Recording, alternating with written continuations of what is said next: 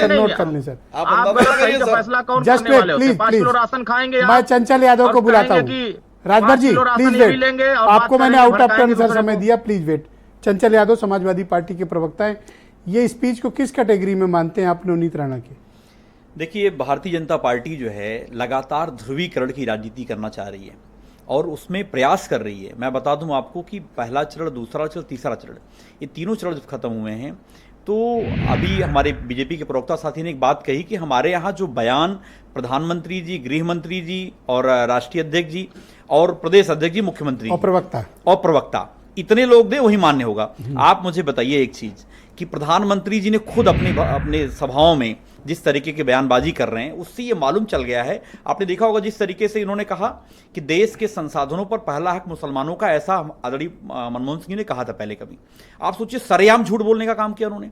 तो आप बताओ, जो बीजेपी प्रवक्ता साथी बैठे हैं, क्या झूठ है कि नहीं झूठ? झूठ एक अलग बात होती है, मैं स्पेशली बात कर रहा हूँ हेट स्पीच। नहीं, हेट स्पीच के मामले में कम्युनिटी में घृणा फैले, नफरत फैले, उससे बचना चाहिए, मेरा ये तात्पर्य। जी दीदी, एक चीज और है। देखिए, मैंने निश्चित तौर से बीजेपी ने मैंने बोला कि आपको बीजेपी का लगातार ये प्रयास रहता है कि कैसे हिंदू को मुसलमान से, जाति को जाति में लड़ाने का लगातार काम कर रहे हैं। अभी हमारे अरुण राजभर जी बोल रहे थे, आपने देखा होगा जिस तरीके की वीडियो आदरणीय पाठक जी ने इनको जो है घुटने पे दंडवत प्रणाम कराया था। और मैं बताऊं, हम लोग राजभर बस्ती में आज का चुनाव प्रचार में जा रहे हैं, कैंपेनिंग में, आज के समय में राजभर समाज के लोग इस बात का जिक्र कर रहे हैं कि बताओ हमारे समाज का इतना बड़ा अपमान किया। अरे तो और आदरणीय राजभर से माफी मांग ली तो कोई छोटा थोड़ी हो जाएगा। अरे किससे माफी मांग लिया? पूरे समाज का अपमान किया उन्होंने। क्या माफी नहीं मांगना था, हाथ नहीं जोड़ना था, दंडवत प्रणाम कराया, दंडवत प्रणाम कराया और इनको इनकी औकात का एहसास कराया पाठक जी ने। प्लीज अरुण बीच में नहीं, प्लीज अरुण बीच में नहीं, प्लीज भैया पहला राउंड है, प्लीज वेट।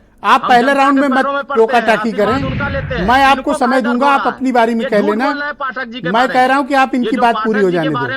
अरे रुक जाओ, पूरी बात आ जाने दो। देखिए, ये बताऊं आपको कि अभी आप जहां जहां ये लोग जा रहे हैं, इस तरीके का जो मैंने जिक्र किया हो रहा है। मैं दूसरी बात कहना चाहता हूं कि आप देखिए, अगर नवनीत राणा जी बहुत 15 सेकंड की बात कर रही हैं, मैं कहना चाहता हूं कि अगर आपके पास इतनी ताकत है, इतना आपके पास जो है, तो आप चले जाओ, मणिपुर चले जाओ, वहां पे आप जो करके आओ। लेकिन ये एजेंडा सेट करने का काम करे। भी हीरो वाजपेयी जी ने क्या कहा, उन्होंने कहा कि बीजेपी में जो है इनके बयान को ना माना जाए, तो आपको तत्काल प्रभाव से उनको नोटिस जारी करना चाहिए, उनके ऊपर कार्रवाई करनी चाहिए। लेकिन आप प्रमोट करना चाहते हो, आप जो जितना बड़ा दंगा है उतना बड़ा भाजपा हो जाता है इनके यहाँ। असल में आप लोग इसलिए इस बार नहीं कर पा रहे क्योंकि आपके यहाँ जो इस तरह के कांड करते थे हेट स्पीचेस के, वो तीनों में से 2 तो आउट ऑफ ट्रैक हैं, एक जेल में, एक की मृत्यु हो गई और एक का वासिम वकार ने टिकट कटवा दिया मुरादाबाद वालों का। नहीं, तो अब उधर से बोलने वाला कोई नहीं, ऐसा नहीं है। समस्या ये है, ऐसा नहीं है। हमारे यहाँ हमारे आदरणीय नेता अखिलेश यादव जी हमेशा जो है, हमेशा सबको जोड़ के चलने की बात करते हैं, सबका साथ की बात करते हैं, और कभी भी इस तरीके का आपने कोई बयान नहीं सुना होगा। लेकिन यहां पर तो प्रधानमंत्री जी के बयान अगर आप देख लो, उनको कोट कर लीजिए। अभी कल का सर 10 सेकंड में, कल का जो बयान था प्रधानमंत्री जी का, मैं सुन रहा था तो हतप्रभ था कि बताइए, प्रधानमंत्री पद पर बैठे हुए व्यक्ति कह रहे हैं कि अडानी और अंबानी ने जो है टेम्पो में भर भर के पैसा पहुंचाया। वो हेट स्पीच नहीं सर।